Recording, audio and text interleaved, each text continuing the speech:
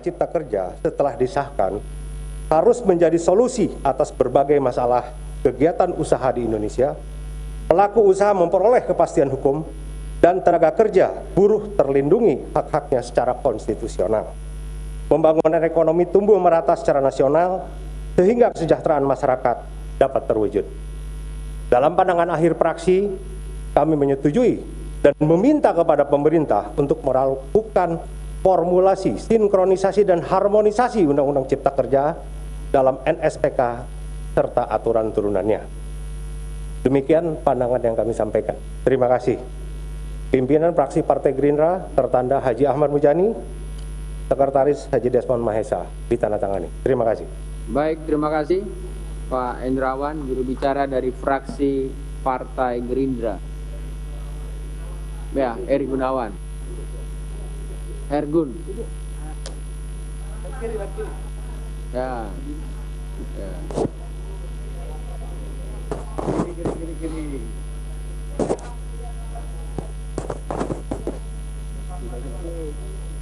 Siap, siap.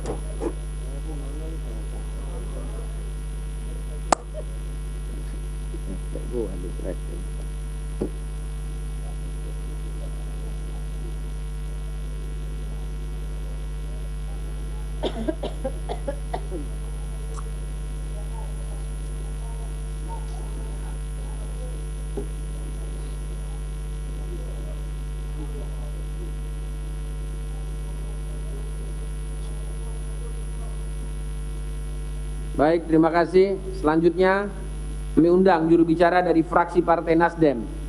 Kami persilakan. Pak Tobas langsung nih turun tangan rupanya nih. Biasanya kalau Pak Tobas sih nyerahin aja biasanya.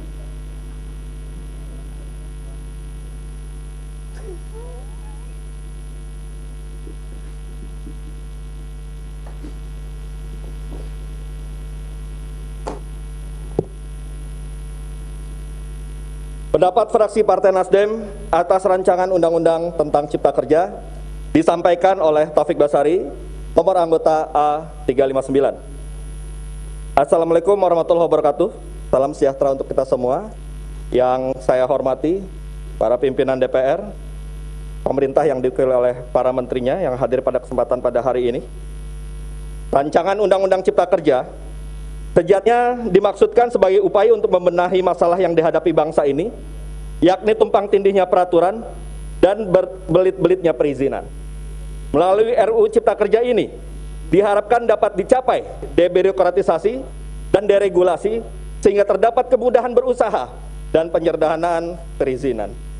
Dengan terciptanya kemudahan berusaha tersebut, diharapkan iklim berusaha akan menjadi lebih baik dan akhirnya tercipta lapangan kerja yang dapat dimanfaatkan rakyat Indonesia.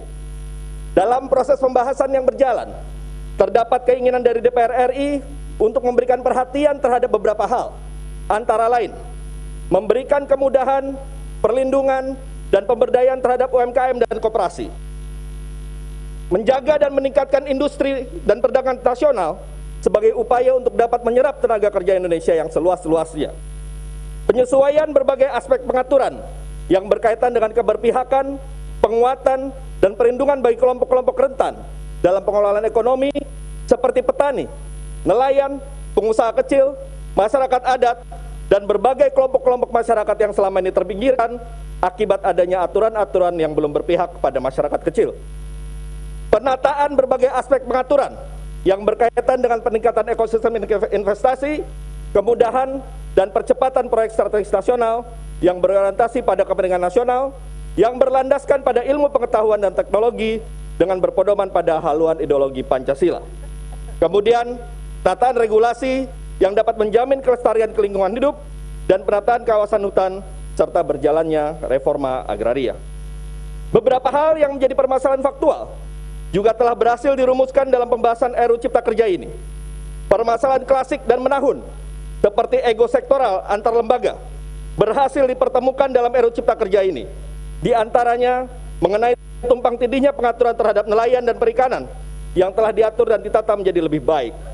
Kemudian adanya kebijakan satu peta atau one map policy merupakan hal positif yang telah disumbangkan RUU Cipta Kerja ini.